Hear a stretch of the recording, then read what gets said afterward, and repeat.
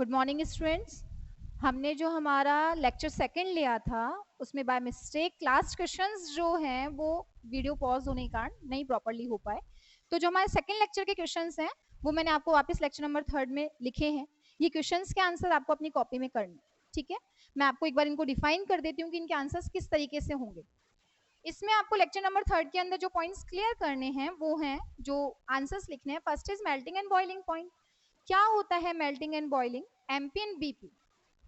Melting and boiling point का मतलब होता है कि एक ऐसा टेम्परेचर जो आप प्रोवाइड करा रहे हो या एक ऐसा पॉइंट जिसके ऊपर सॉलिड प्रॉपर्ली किसमें चेंज होना स्टार्ट हो जाता है, लिक्विड में, या मेल्ट हो जाता है। तो मेल्ट से ही हमारा मेल्टिंग पॉइंट बन रहा है। तो एक ऐसा पॉइंट जिसपे वो मेल्ट हो गया, that is the melting point. और एक ऐसा पॉइंट जिसके ऊपर वो क्या हो रहा है, बॉइल यानी वेपर बनाएगा, तो वो बॉइलिंग पॉइंट। ठीक है, ये दोनों ही पॉइंट हमारे क्वेश्चन नंबर 2 और क्वेश्चन नंबर 4 से मैच करते हैं। क्यों? बिकॉज हमने एक वर्ड और पढ़ा था, दैट इज लेटेंट हीट। ऐसी हीट जो नीडेड हो। वर्ड मैंने बोला था नीडेड, याद रख लो। लेटेंट हीट का मतलब नीडेड हीट। किस चीज के लिए नीडेड? अगर हमें किसी चीज को बॉईल करके वेपोराइज कराना है तो वेपोराइज करने के लिए जो नीडेड हीट होगी, that is the latent heat of vaporisation. और मेल्ट करने के लिए जो है, फ्यूज करने के लिए जो जरूरत होती है, that is the latent heat of fusion. किसको, कितने को? तो 1 kg सॉलिड को लिक्विड में चेंज करना है, that is the latent heat of fusion. और 1 लीटर लिक्विड को गैस में चेंज करना है, that is the latent heat of vaporisation. आया यहां तक समझ में? हमारा जो थर्ड क्वेश्चन है, sublimation of solid to gas, activity से समझाना है। एक्टिविटी में क्या है बेटा, आप लोगों को एक चाइना डिश, जब अपन लोग लैब में चलेंगे ऑफलाइन क्लासेस जो होंगी, एक चाइना डिश दी और उसमें आपने थोड़ा सा कैम्फर डाल दिया, कपूर। इसको एक गॉज पे रखा गया, जाली आती है एक, दिखा दी जाएगी सब आपको लैब में। एक गॉज पे रखा, स्टैंड पे सेट किया गया, यहाँ पर एक बर्नर लगा दिया गया और उससे क्या दी गई, इसको हीट दी गई। अब हीट दी, उससे पहले हमने इस पे एक फनल लगा दी।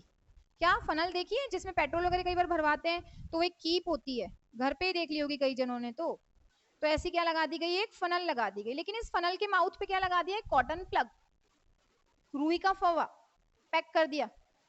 अब मैं इसको बर्न कर रही हूं, किसको? कैम्फर को। क्या है ये? कैम्फर, कपूर। जलाना स्टार्ट करो।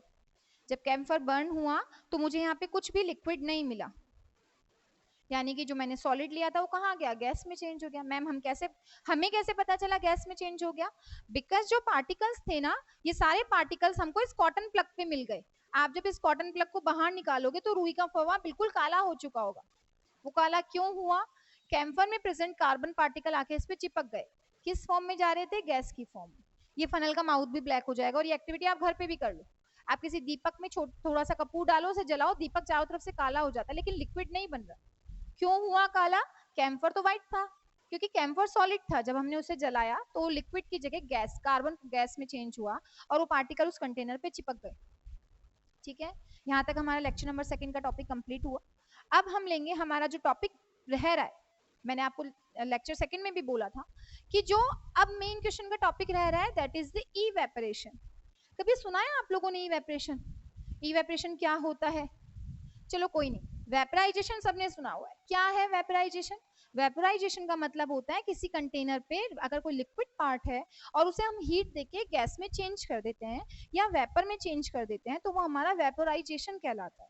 तो मैम फिर इवेपोरेशन क्या हुआ? इवेपोरेशन जो है वो थोड़ा सा चेंज हो जाता है, इवेपोराइजेशन। इसको कई बच्चे इवेपोराइजेशन लिखते हैं, आप इसे इवेपोरेशन भी लिख सकते हो। ओके, अब इसका मतलब क्या है? ये एक नेचुरल फिनोमेना है, एक ऐसी प्रक्रिया है जो नेचुरली होती है। नेचुरली कैसे होती है? आप लोगों ने तालाब देखे होंगे या कोई कंटेनर है, जैसे आपके घर पे मग है एक, आप पानी का मग लो, भरो और इस टाइम जो धूप आ रही है उसमें आप उसे ऊपर छोड़ दो, 2 दिन रहने दो, पानी नहीं बचेगा। आपने हीट दी उस मग को? नहीं। तालाब में जाके क्या हम गैस जला के आते हैं नीचे कि वो उड़ जाता है पानी गर्मियों में? नहीं ना, that is a natural phenomena. एक ऐसी नेचुरल प्रोसेस जिसमें नॉर्मली इसका मीनिंग क्या निकल, that is a natural process. क्या है ये? एक नेचुरल प्रोसेस है। किस चीज का नेचुरल प्रोसेस है? ये नेचुरल प्रोसेस है वेपोराइज करने का। For vaporisation, natural process for vaporisation, for what? Vaporisation of liquid. जितना भी पानी है अगर आप उसे वेपराइज कराना चाहते हो, बट हम हीट नहीं देंगे, उसे एक्सटर्नली नेचुरली हीट मिलेगी, तो नेचुरल प्रोसेस जो है वो क्या कहलाता है? इवेपोरेशन। ठीक है, समर सीजन के टाइम पे हमारे आसपास हम देखते हैं कि हमने कपड़े धोए, उनको हमने सुखाया तो वो हैंड टू हैंड सूख जाते हैं, जबकि सर्दियों में कपड़ों को सूखने में टाइम लगता है। क्या प्रोसेस है? इवेपोरेशन।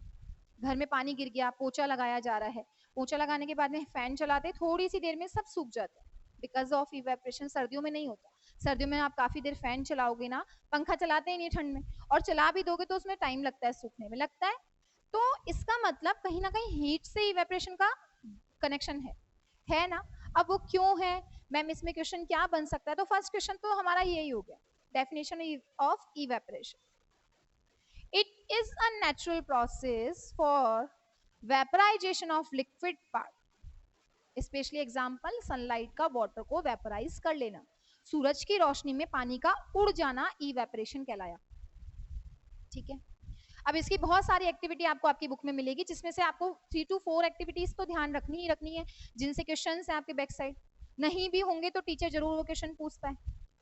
और सेकेंड पार्ट जो है आपका वो है इस पे किन किन चीजों का फर्क पड़ सकता है, यानी इवेपोरेशन को कौन इफेक्ट कर सकता है, उसमें भी आपको 3 to 4 पॉइंट्स पढ़ने हैं। ठीक है, तो टोटल इनसे रिलेटेड हमको 8 पॉइंट पढ़ने हैं, 8-9 पॉइंट पढ़ने। तो हम स्टार्ट करते हैं सबसे पहले तो कि इवेपोरेशन पे किस किस चीज का इफेक्ट पड़ सकता है। इफेक्ट ऑन इवेपोरेशन, आपको क्या देखना है कि किस किस चीज का इफेक्ट पड़ रहा है, तो हमको पढ़ने हैं इफेक्ट्स। अब किस चीज के इफेक्ट्स पढ़ने हैं हमको, वो देख लीजिए कि इवेपोरेशन पे किस किस चीज का इफेक्ट पड़ता है। सबसे पहले एक एग्जांपल लेते हैं, आपने एक टब लिया और इसमें क्या भर के रख दिया? पानी। ऊपर से कौन गिर रही है? सनलाइट। क्या गिर रही है?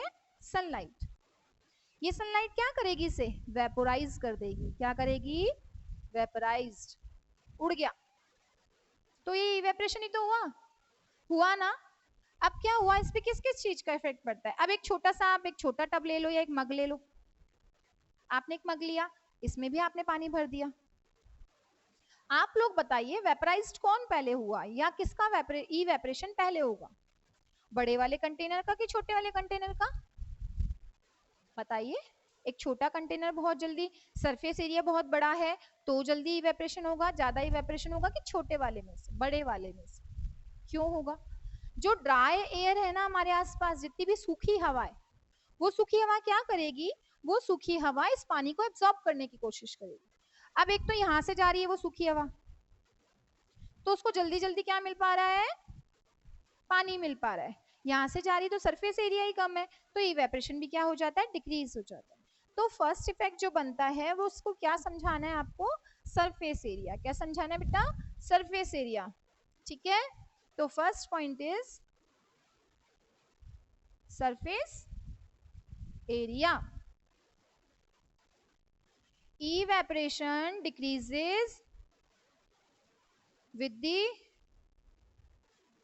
decreases of surface area। अगर आप सरफेस एरिया को भी कम कर देते हैं तो क्या होगा? इवेपोरेशन भी डिक्रीज हो जाएगा। छोटा बॉक्स जो है वो कम इवेपोरेशन शो करता है, बड़ा तालाब, बड़ा समुद्र जो होता है वो ज्यादा इवेपोरेशन शो करता है। ओके, अब सेकंड इफेक्ट क्या पड़ता है? सेकंड कौन सी चीज है जो इसको इफेक्ट कर सकती है? हमारा सेकंड पॉइंट जो है जो इसको इफेक्ट कर रहा है वो है विंड स्पीड, हवा की गति। सेम, बहुत जल्दी जल्दी हवा भाग रही है, चाह गई गई, इसने पानी लिया, फिर दूसरी आई उसने भी ले लिया, फिर तीसरी आई उसने भी ले लिया, तो जितनी तेज हवा चलेगी ना उतना ही सारा पानी अपने साथ लेके भी जाएगी। बहुत स्लो स्लो चल रही है, धीरे धीरे धीरे धीरे पानी लेके जा रही है, तो धीरे होगा इवेपोरेशन।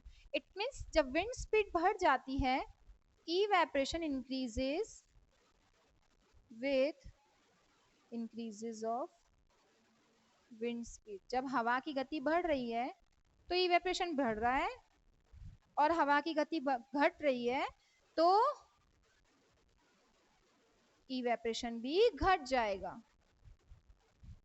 सेम इसमें भी है कि इवेपोरेशन बढ़ेगा कब? जब क्या होगा? सरफेस एरिया बढ़ेगा। और घटेगा जब सरफेस एरिया घटेगा।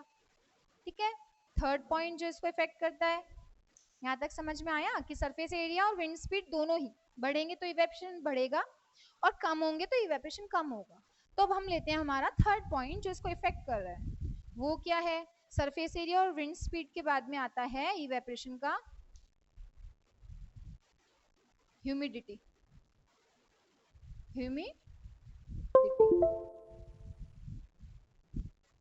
अभी ह्यूमिडिटी क्या है क्वेश्चन, आधे नंबर या 1 नंबर का?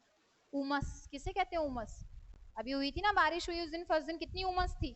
रात को हो जाती है, बादल बिल्कुल पैक हो जाते हैं, जब बिल्कुल आसमान कवर हो जाता है तो बहुत अजीब सी स्वेटिंग जो हो रही है, पसीना जो हो रहा है वो सूखता ही नहीं। तो क्या मतलब ह्यूमिडिटी क्या है, उमस क्या है? आपके यहाँ पे गर्मियों में बिल्कुल कैसी एयर रहती बेटा? ड्राई एयर, कैसी? सूखी हुई हवा। और जब क्या आती है? रेन आती है, बारिश आती है। ड्राई एयर में जब बारिश आती है तो क्या आ जाती है? Water droplets. क्या आ जाती हैं? वाटर ड्रॉपलेट्स, बारिश की बूंदे। और वो सूखी हुई हवा के पार्टिकल जो है उनमें पानी भर जाता है। भर गया पानी। अब यहाँ नीचे क्या रखा हुआ है? कंटेनर रखा हुआ है, उसमें पानी भरा है। जब पहले से ही हवा में पानी है तो क्या वो उस पानी को सोखेगी? नहीं ना। आपको स्वेटिंग हो रही है, पसीना आ रहा है, सूखी हवा तो उसको सोखती जाएगी, तो हमें ठंडक फील होती है। जैसे जैसे हमें पसीना आता है हम फैन के नीचे आके बैठ जाते हैं, कूलर के आगे आते हैं, तो कूलिंग क्यों होती है? Because of evaporation. आपकी बॉडी का स्वेट वो ड्राई एयर एब्जॉर्ब कर रही है, और स्वेट जितना तेजी से एब्जॉर्ब किया जाता है हमको उतनी जल्दी क्या फील होती है? कूलिंग फील होती है। ओके, लेकिन जब बारिश हो चुकी है, बाहर मौसम में जब बारिश की बूंदें आ जाती हैं तो एयर वैसे ही मॉइस्ट हो जाती है, गीली हो जाती है, और गीली हवा को कोई जरूरत नहीं है कि वो नीचे हमारे एनवायरमेंट में से पानी को एब्जॉर्ब करे। तो क्या हुआ? ड्राई एयर इस वाटर ड्रॉपलेट्स को एब्जॉर्ब कर लेगी और फिर वो क्या नहीं कर पाएगी? इवेपोरेशन को कम कर देगी। तो सबसे पहले तो ह्यूमिडिटी का मतलब क्या है? मॉइस्चर। क्या है? Moisture present in air. Moisture present in air, हवा में प्रेजेंट मॉइस्चर, नमी, ह्यूमिडिटी। और इवेपोरेशन पे क्या फर्क पड़ रहा है? अगर क्या बढ़ेगी?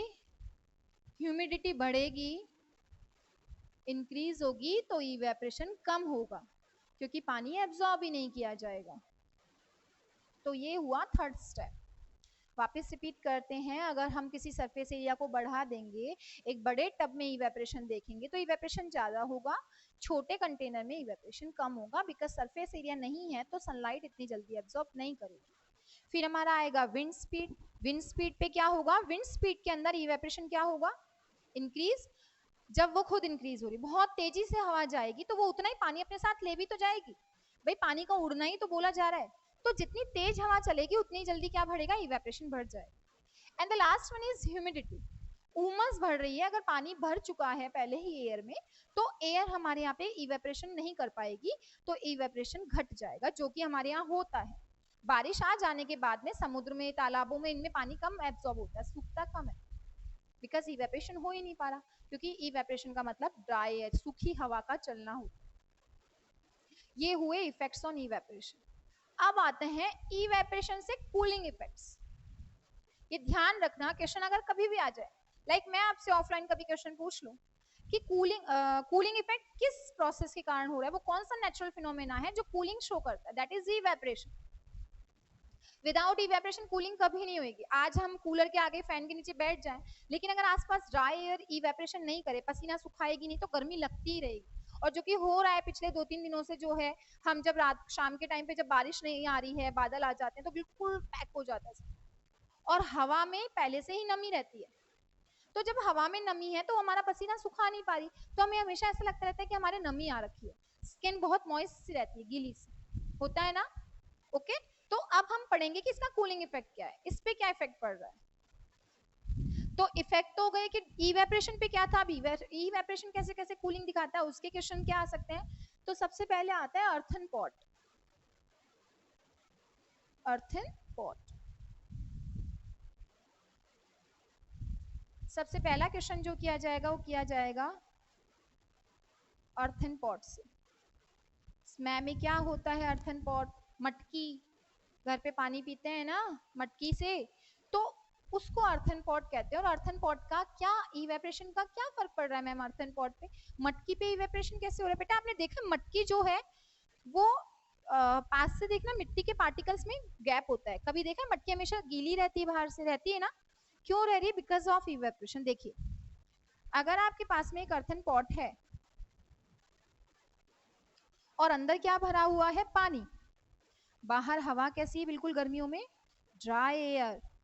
अब ये ड्राई एयर आसपास में इसको मटकी दिख गई तो ये इसके पास आई और इसमें से क्या खींचना, एब्जॉर्ब करने की कोशिश करी? पानी को। क्या करेगी? पानी को एब्जॉर्ब करने की कोशिश करेगी।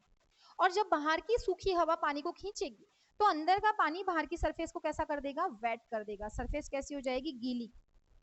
और इस गीली सरफेस होने के कारण आसपास की हवा जो है वो कैसी हो जाएगी? ठंडी।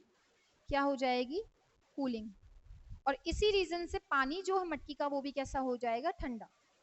समझ में आया? बड़ा अजीब सा घुमा फिरा सा टॉपिक है। सॉइल से बना हुआ अर्थन पॉट जो मिट्टी का मटका है उसके अंदर सॉइल पार्टिकल्स के बीच में गैप है। जब अंदर पानी है और बाहर सूखी हवा है तो सूखी हवा अंदर के पानी को अपनी तरफ क्या कर रही है? खींचना चाह रही है। जब वो खींचेगी तो मटकी में से पानी रिस रिस के बाहर आना शुरू, तो मटकी की सरफेस गीली हो जाती है। मटकी की सरफेस के आसपास की हवा भी थोड़ी सी कैसी हो जाती? गीली। जिस सीजन से मटकी के अंदर का पानी बाहर सूखी हवा होने के बावजूद ठंडा रहता है, बिकॉज ऑफ इवेपोरेशन, क्योंकि वो ड्राई एयर उस पानी को अपनी तरफ खींच रही। ठीक है, अब आते हैं हम हमारे सेकंड पॉइंट, सेकंड क्वेश्चन पे अर्थन पॉट के अलावा। तो ये तो हुआ अर्थन पॉट की cooling because of evaporation. Second आता है समर सीजन में, गर्मियों के टाइम हम कॉटन क्लोथ्स क्यों पहनते हैं? तो जो हमारा सेकंड क्वेश्चन बनता है that is the earthen cotton clothes का। कॉटन क्लोथ्स, कॉटन क्लोथ्स, सूती कपड़ा। पहनते हो गर्मी में सूती कपड़ा? सब पहनते हैं क्योंकि वो अच्छा लगता है, कंफर्टेबल सा फील होता है कि मैम इसमें हमें गर्मी नहीं लगती। कॉटन में हमको गर्मी क्यों नहीं लगती? Because of evaporation. हमको इसलिए गर्मी नहीं लग रही क्योंकि वहां पे क्या होता है? इवेपोरेशन होता है। अब इवेपोरेशन कैसे हुआ? सिंपल, ये भी बिल्कुल सिंपल है। जो कॉटन होता है उसका फैब्रिक जो है वो बहुत थिन होता है। कैसा होता है बेटा? बहुत थिन। उसमें पोर्स होते हैं। कभी भी कॉटन को क्लोज देखना, उसमें से सनलाइट पास क्यों हो पाती है? क्योंकि उसके बीच में पोर्स प्रेजेंट हैं, छेद हैं छोटे छोटे से। बाहर क्या प्रेजेंट है बेटा? Dry air. क्या प्रेजेंट है? Dry air. और आपको क्या आ रहा है? स्वेट, पसीना। बीच में कौन है? कॉटन क्लोथ है। अब ये पसीना क्या करेगा? पसीना इन पोर्स में से ड्राई एयर इनको क्या करने की कोशिश करेगी? एब्जॉर्ब करने की। क्या करने की? एब्जॉर्ब करने की। और जब ये ड्राई एयर इस पसीने को एब्जॉर्ब करेगी तो आपको क्या फील होगी बेटा? कूलिंग। जहां भी इवेपोरेशन होगा हमें क्या फील होगी? कूलिंग। तो जब बाहर की सूखी हवा क्या कर रही है? हमारे पसीने को सोख रही है। तो हमने कौन से कपड़े पहने हुए हैं? Cotton clothes. और जो कॉटन का पोरस पार्ट है, यानी जो पोर्स हैं, क्या है यहाँ पे प्रेजेंट? पोर्स। ये पोर्स क्या करते हैं? ड्राई एयर को हमारी बॉडी के कांटेक्ट में आने देते हैं। हमारी बॉडी के कांटेक्ट में जब वो ड्राई एयर आती है तो हमारा पसीना सूखना स्टार्ट होता है। और जब स्वेटिंग ड्राई एयर के कारण सूख रही है तो हमें कूलिंग फील होती है। दैट इज द रीजन कि हम समर सीजन में प्रेफर करते हैं कॉटन क्लोथ्स को। आया ये भी समझ में आप लोगों को? Okay, now the third point is, और क्या हो सकता है मैम कूलिंग का? आपके कॉटन क्लोथ्स हो गए। अब हम क्या चलाते हैं? कूलर चलाते हैं ना। तो कूलर से ठंडा क्यों हो रहा है भाई? पंखा इतना नहीं कर रहा, कूलर क्यों ठंडा कर रहा है ज्यादा? तो नेक्स्ट जो आता है वो है आपका कूलर। आप इसे डेजर्ट कूलर भी कह सकते हो। कूलर क्या कर रहा है बेटा जी? 3 एजेस होती हैं इसकी। बीच में फैन लगा हुआ होता है, लगा हुआ है फैन। फैन लगाने के बाद में इन एजेस पे क्या गिरता है? पानी। क्यों? क्योंकि यहाँ पे एक पंप लगा हुआ होता है जो पानी को थ्रो करता है। वाटर जा रहा है और वाटर इस पे भी जा रहा है, इस एज पे भी जा रहा है और इस एज पे भी जा रहा है। तीनों एजेस पे पानी जा रहा है और फैन हवा फेंक रहा है। अब बाहर कौन सी हवा है भाई? ड्राई। समर सीजन में बिल्कुल सूखी हवा बाहर चल रही है। वो सूखी हवा क्या करेगी? एजेस पे आके टकराएगी। कूलर चल रहा है, पंखा खींच रहा है हवा को। अब ये पंखे से खींच करके आ गई, एजेस पे टकराई, लेकिन एजेस पे क्या है? पानी। क्या है बेटा? पानी गिर रहा है। तो जब ड्राई एयर के पार्टिकल्स आ रहे हैं और यहाँ पे क्या गिर रहा है? पानी। तो ड्राई एयर इस पानी को ले लेगी और कैसे हो जाएगी? मॉइस्ट हो जाएगी, ठंडक ले लेगी, गीली हो जाएगी। और वो मॉइस्ट एयर किसके थ्रू? फैन के थ्रू, पंखे के थ्रू कहाँ फेंकेगा? वो हम तक फेंकेगा। हमारे तक आई और हमको क्या फील हुई बेटा जी, कूलिंग। वापस डेजर्ट कूलर जो है वो इवेपोरेशन से कैसे कूलिंग शो करता है? डेजर्ट कूलर में जो फैन है वो बाहर की ड्राई एयर को क्या करता है, खींचता है, सक करता है न्यू। जब वो अंदर आती है तो एजिस पे क्या गिर रहा है पंपिंग के कारण, वाटर। ये वाटर वो ड्राई एयर एब्जॉर्ब कर लेती है और जब वो एब्जॉर्ब कर लेती है तो ड्राई एयर मॉइस्ट होके कूल फील होती है हमको, क्योंकि फैन हमारे को वो कूल एयर फेंक रहा है, थ्रो कर रहा है हमारे से। ठीक है, अब छोटे मोटे क्वेश्चंस, ये तो 3 जो मेन पॉइंट है वो। अब मैंने आपको बार बार कहा कि जब हम गर्मियों में पोंछा लगता है तो वो जल्दी सूख जाता है, गर्मियों में हम कपड़े सुखाते हैं तो जल्दी सूख जाते हैं। तो जैसे ये आपके क्लोथ्स हैं, ठीक है, ये आपके कपड़े सूख रहे हैं भाई, ये टी शर्ट सूख रही है आप लोगों की, ये टी शर्ट सूख गई मैम, हमारी टी शर्ट सूख रही है। बाहर कैसी हवा है भाई, ड्राई एयर है, इसमें क्या भरा हुआ है, कपड़े सूख रहे हैं तो पानी। इस पानी को ड्राई एयर क्या कर लेगी, एब्जॉर्ब कर ले जाएगी, और जब वो एब्जॉर्ब ही हो गया तो कपड़े बहुत जल्दी सूख जाते हैं। जबकि सर्दियों में हवा में पानी या नमी रहती है हल्की फुल्की, या इतनी ड्राइनेस नहीं होती, तो कपड़ों में से पानी धीरे धीरे सक करती है। इस सीजन से सर्दियों में कपड़े लेट सूखते हैं और गर्मियों में जल्दी। सेम ऐसा क्वेश्चन पोछे का भी है, पोछे पानी गिर गया, पानी गिरने के बाद में क्या हुआ जी, पानी गिर गया, आपने फैन चला दिया, फैन चलाया पोछा लगाने के बाद में, तो जो ड्राई एयर बहुत तेजी से घूम रही, फटाफट फटाफट वाटर पार्टिकल्स को एब्जॉर्ब कर ले जाएगी। जबकि सर्दियों के टाइम पे ऐसा नहीं होगा। सर्दियों के टाइम पे क्या होगा भाई, सर्दियों के टाइम पे होगा, ये पानी जो होगा पहले से मॉइस्चर उस पानी को नहीं लेना चाहेगी, और लेगी भी तो बहुत स्लोली, वो प्रोसेस धीरे धीरे होगा। इस सीजन से पोछा या गिरा हुआ पानी लेट सूखता है। ठीक है, अब जो लास्ट फोर्थ क्वेश्चन इसमें से बन रहा है इवेपोरेशन में से, वो है वाटर बॉटल का। कभी फ्रिज में से इस टाइम पानी निकाल के पीते ही होंगे, ठीक है। अब हमने फ्रिज में से 2 बॉटल का एग्जांपल लेते हैं। एक बहुत गर्मी पड़ रही है, भयंकर लू चल रही है, उस टाइम एक पानी की बॉटल बाहर निकाल के रख दो, थोड़ी देर में वो बिल्कुल गर्म हो जाती है ना। एक इस टाइम जब बारिश आ चुकी है, 1-2 बारिश, अब आप पानी की बोतल को जब रखते हो ना, जब बहुत उमस होती है, देखना पानी की बोतल पे भी पसीना आ जाता है, आई मीन उस पे भी छोटी छोटी वाटर ड्रॉपलेट्स आती है और पानी बाहर गिरना स्टार्ट हो जाता होता है। ये क्वेश्चन है कि क्या रीजन है कि वाटर ड्रॉपलेट्स पानी की बोतल पे शो होती हैं, ठंडी पानी की बोतल। बहुत इजी से एग्जाम, बहुत इजी आंसर है, इवेपोरेशन भाई। क्यों हो रहा है, पानी की बोतल में बिल्कुल चिल वाटर, ठंडा पानी है, बाहर हवा बिल्कुल कैसी है, सूखी हुई। अब वो सूखी हवा को पता चल गया कि यहाँ पानी जो है ना ठंडा है, तो ड्राई एयर बार बार इससे आके टकराएगी और पानी को खींचने की, कूलिंग को खींचने की कोशिश करेगी। तो वाटर के अंदर की कूलिंग जो है वो वाटर ड्रॉपलेट्स की फॉर्म में यहाँ आ गई कि मैम ड्राई थी तो फिर वाटर ड्रॉपलेट्स वहीं क्यों रह गई, बॉटल पे तो उड़ जानी चाहिए थी। ऐसे तो मैम फर्श पे जब पानी गिरता है तो वो वहीं रह जाना चाहिए था। नो, अंदर की कूलिंग बाहर खींची जा रही, तो जो आसपास के वाटर पार्टिकल्स है ना वो क्या हो, सॉरी जो एयर पार्टिकल्स हैं वो क्या हो गए, मॉइस्ट हो जाते। इतनी कूलिंग है पानी में कि वो आसपास की वाटर जो एयर है वो कैसी हो गई, मॉइस्ट हो गई, तो चिपक जाती है बॉटल को, खींचने के चक्कर में वहीं रह गई। तो जो एयर पार्टिकल्स वहां ठंडे होके रह गए, वो किस, जब गैस ठंडी होती है तो पानी आता है ना, आप जब किसी कंटेनर में पानी गर्म करते हो, ठंडा होने ढक देते हो उसको, तो उस प्लेट को उठाना या उस कंटेनर के उस ढक्कन को उठाना, उसमें क्या आ जाती है, वाटर ड्रॉपलेट्स। सेम है, कूलिंग जो है ना वो बाहर जाने की कोशिश कर रही है, लेकिन बाहर की एयर उस कूलिंग से ठंडी होके बॉटल पे ही रह जाती है। इस सीजन से हमको वाटर ड्रॉपलेट्स बॉटल पे शो होती। तो ये हुआ आपका इवेपोरेशन का पॉइंट। तो एक ऐसा नेचुरल फिनोमेना जो कूलिंग प्रोवाइड कराता है, नेचुरली किया जाता है, जिसमें वाटर ड्रॉपलेट्स बन जाती हैं या वेपर बन जाती है, वो इवेपोरेशन है। यहाँ आपके 3 इफेक्ट पूछे जाएंगे, विंड स्पीड, सरफेस एरिया और ह्यूमिडिटी। एक टेम्परेचर और है, यस सॉरी, एक टेम्परेचर और है। कैसे, अगर टेम्परेचर बहुत बढ़ा दिया जाएगा, गर्मी बहुत तेज है, तो इवेपोरेशन भी बढ़ जाएगा, क्योंकि बहुत तेजी से सूरज उसे खींच लेगा। लेकिन अगर टेम्परेचर डिक्रीज हो रहा है, ठंडक आ रही है, तो इवेपोरेशन भी घट जाता है। क्या सर्दियों में भी पानी उड़ता है क्या तालाबों का और वगैरह में से, नहीं ना। इसका मतलब टेम्परेचर कम है तो इवेपोरेशन कम है। ह्यूमिडिटी एक ऐसा पॉइंट है जो बढ़ेगा ना तो इवेपोरेशन घटेगा, समझ रहे हो।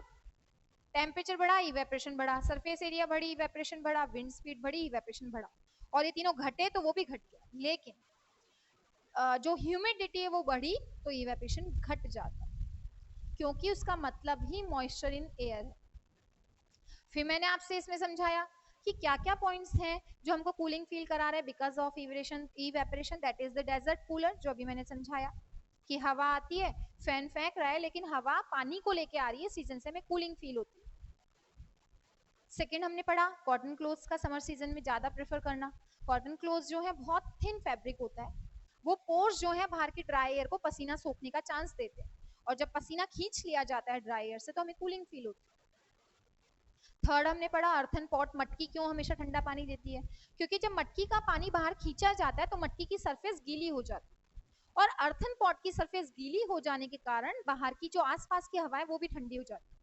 आप कभी भी मटकी जब भरी हुई हो और गीली हो चुकी हो, उसके बिल्कुल क्लोज हाथ अड़ाना नहीं है, थोड़ा सा क्लोज हाथ लेके जाना, कूलिंग सी लगेगी हल्की सी। तो इट मीन्स वो जो कूल्ड एयर है वो पानी अंदर वाले पानी को क्या कर रही है, ठंडा। तो ये कुछ एग्जांपल्स थे और वो इफेक्ट्स थे जो इवेपोरेशन से रिलेट करते हैं। And the last one question जिसमें 1 नंबर या आधे नंबर का क्वेश्चन आएगा वो इस चैप्टर में बचा है, बाकी हमारा चैप्टर कंप्लीट है। आप लोगों को अगर कोई भी प्रॉब्लम है तो आप ऑफलाइन क्लासेस के टाइम या अभी ऑनलाइन क्लासेस में जब आपसे क्वेश्चंस का चांस मिलेगा तब आप क्वेश्चंस पूछ सकते हैं।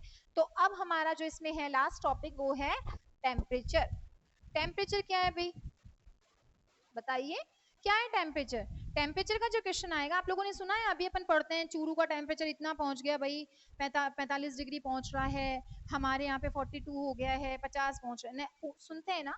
तो जो टेम्परेचर का क्वेश्चन आएगा ना बहुत छोटा सा, वो ये आएगा, आपसे बोला जाएगा सेल्सियस को किस में चेंज करिए, केल्विन में, और केल्विन को किस में चेंज कीजिए, सेल्सियस डिग्री।